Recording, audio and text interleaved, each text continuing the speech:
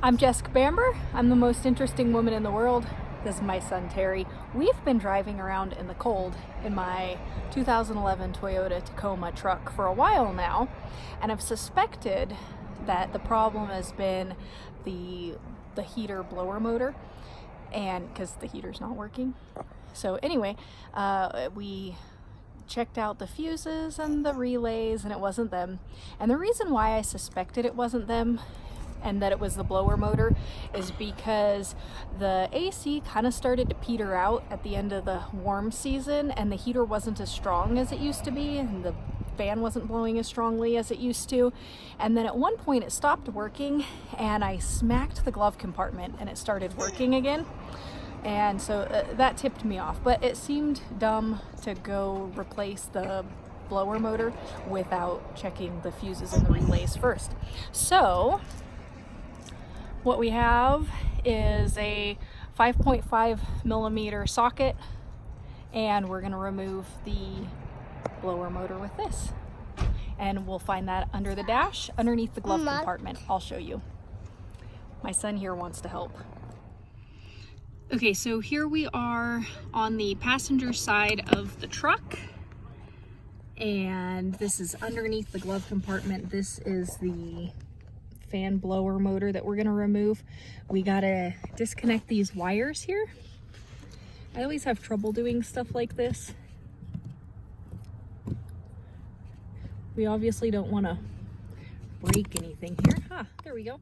Okay, so now we need to get the wires out of here. We grab the needle nose pliers, pull up on this little tab, it'll come undone. We can unthread the wires, pull them out of the way. Next, we've got our 5.5 millimeter socket. We're going to loosen these 3 bolts. There's one right here. So I removed the first bolt. Now I'm removing this one back here. When I'm done with that, I'll move to the third one. I'll show you where that is too. Now we're gonna take off the third and last bolt. And it's really handy because when you look at the replacement motor, you can see exactly where all the bolts are.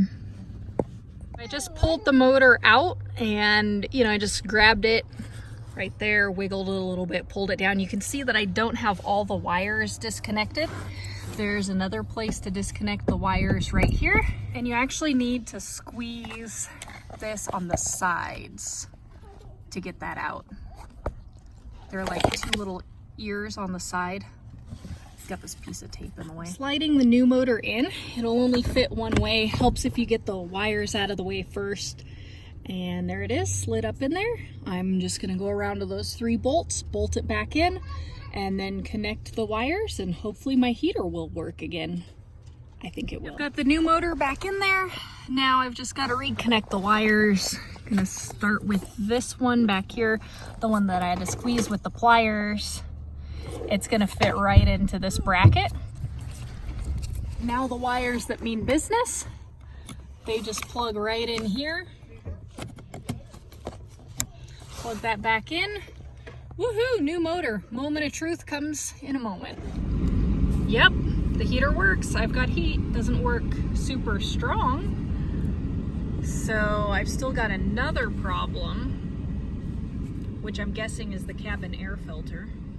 But at least my truck will heat up now. I'll deal with the other problem later.